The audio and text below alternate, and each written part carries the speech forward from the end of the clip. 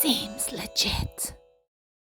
Hello Legitimates and welcome back to my channel. Today I have made my husband and son matching Christmas outfits. So I'm going to show you how to do that from the very start. I got this design from Google Gemini AI. I asked for a summery Santa with a floaty and this is what it gave me. So we're going to come over here, and even though it kind of did what looks like a removable background, it's technically still existing. So we can come into the program and see how it actually took away my background. It does cost a couple of coins, which you can get by either sharing your designs or purchasing them. Either way, it works great. And then we're just going to figure out how big we want him. So you can get it up until the gray spots on the line. So I could actually make him a little bit bigger than that, but I don't want him that big. I feel like that's extreme. So we're going to just shrink him down a little bit. And then I was looking for a button to see if I could get rid of that white space around him. I will have to do that later because you can't have anything outside of the printable area. So instead, I'm going to work out how to size him. I'm going to draw a rectangle with the rectangle tool, and then I can measure out this rectangle to see how big it is and adjust it from there. So I can just change the rectangle and then blow him up bigger or smaller to fit inside, and then delete it when it's out of the way. So you can see here, I'm trying not to waste too much of the blank space because there's just no need. And then I'm going to copy and paste. So you can right click and do copy paste, or you can just hit Control C and Control V.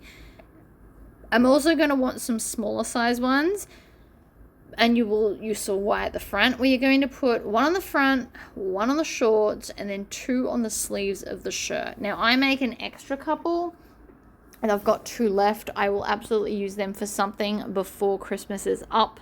So don't even stress about that. I've already had a thought about what we can do with one of them. That'll be another video for another day. So we're just going to copy and paste, and then we can come up here and reflect them so that he's facing the other way.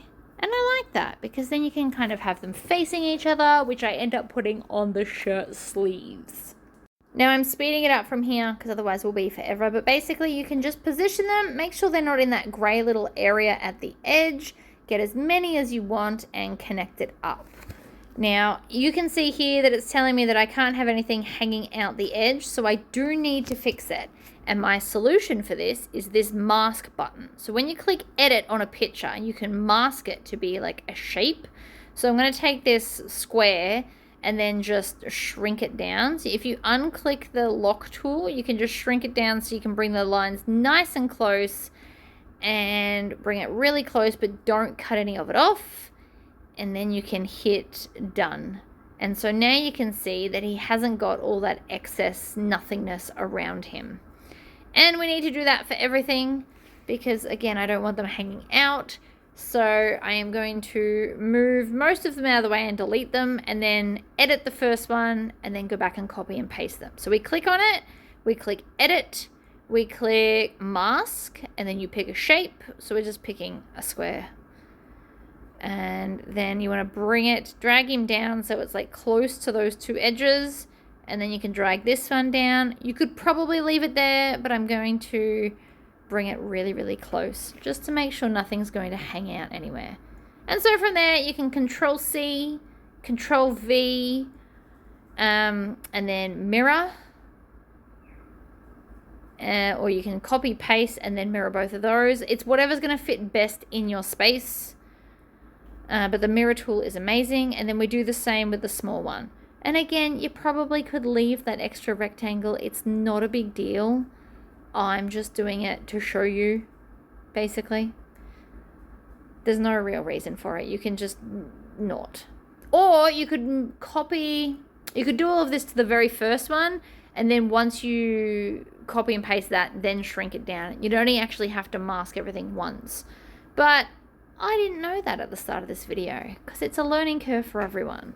So now that that's ready, and everything is within the border or the boundary, we can click print, and then it's going to take a little while to send to the computer. So you can see here, it's going to tell you how long it'll take. It's going to show you what it's going to print. It's not going to take very long at all. Then you click print. I had to run a cleaning schedule, and then this is it all sped up nice and fast. So this is 8 times its normal speed. You can see it's printing. What you can't see is it's printing the white. It's just the weird angle that I'm on, so sorry about that. And then you can see it's coming out the other end, and it's now going to get its dusting of the white powder. And I don't know if you can see that at the bottom there, but it's kind of vibrating to make sure everything gets coated. It's very, there we go, I move it so you can see better. So see how it's kind of moving? That makes sure everything's covered in powder. Alright, so we're all done. So you can see it does this little stripe down the side. So the first thing I always do is cut that off, because we don't want to accidentally put it on anything ever, right? Then I'm just going to cut these out individually. And again, I'm using these scissors because I have a scissor sharpener for them. I also like to cut off the perforated lines, as just personal preference, I guess. So I'm not going to be too careful. So long as I'm not cutting the actual design, we are good to go. And I made this one a bit smaller because obviously my child is a bit smaller. But you can see on the back you've got all of the shiny glue and everything is fabulous. I like to cut off a little bit extra of this anyway, even when I get them, when I haven't made them. So, if you lined them up well enough, you could probably cut these in like a guillotine or something. Guillotine, however you like to say it. So the process is a bit noisy, I'm not gonna lie, but it's so cool.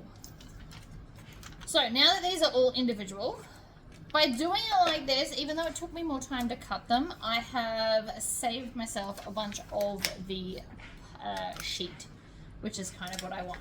So now we just need to get all of these and then position them on what we're going to put them on.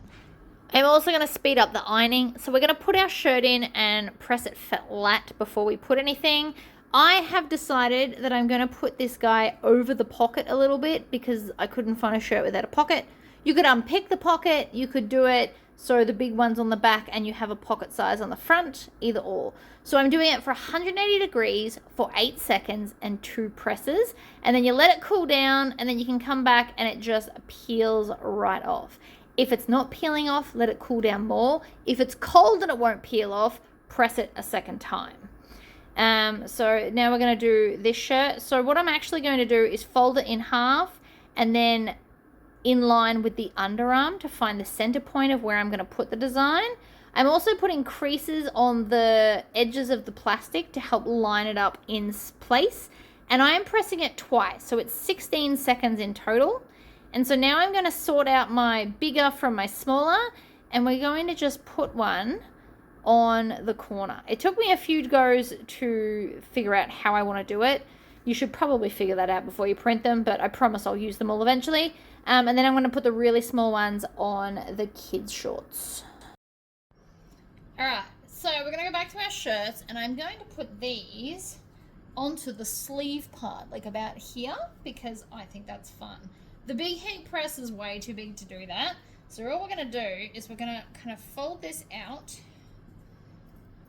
and then I'm going to take one of these, and I want his feet to be facing towards the front of the shirt.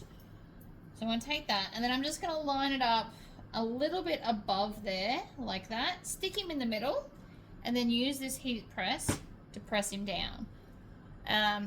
It's a perfect size. It's got lots of weight, but I still like to put extra pressure on it anyway. You can also move it around if you want to. Oh, and then it took that off as well. Look at that. Perfect transfer.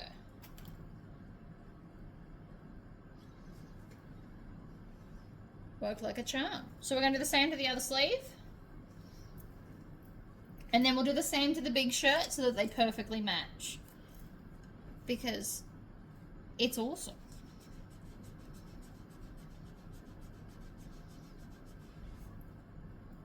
I'll let that one cool down before I take it off. And then again, we're going to grab the giant dad shirt and do the same thing. So we'll open it out. It's already got the crease for me. So that's half the battle, is trying to get things lined up. But it's kind of already done it for me, which I love. So I'm putting, there's the underseam. I'm moving it kind of off center just so it's easier. And then this is the front. So we want the feet facing the front, which is that one. And we want to go up just a little bit from that seam. You don't have to move it around. You can just hold it still. I like to move it. It's my paranoia about burning things when I was younger. And then we'll do the same to the other sleeve as well. And so now we have perfectly matching shirts. Please ignore my cat. It's playing with the giant skeleton Santa. Reindeer. Now you can measure that if you want to. I'm really good at eyeballing things, so I feel confident about that. If you're not confident, get an erasable pen and a ruler and just measure where you want it to be.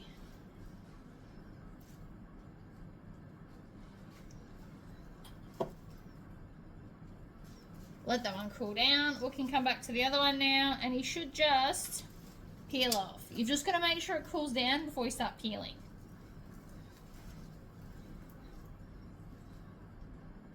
See, that one's not done yet. Oh no, I lied. There we go. Beautiful. Happy days. So that is now a matching father-son shirt. You could obviously put their names on it if you want to. You could put their last names across the back. You can get quite extreme. But I do love that the shorts and the shirts match. Sometimes it's really hard to find matching. So even though that's only little and subtle, it still matches.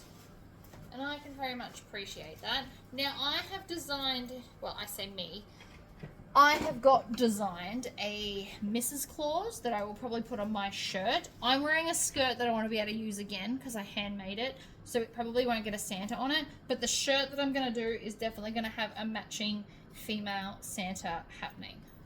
But that's like a full set now. And it's all the same thing, so it all matches beautifully. So I think this was a fun project. Feel free to like this video and subscribe to my channel. I promise there'll be a lot more ideas, but I love this one for Christmas. I think it's perfect and just in time.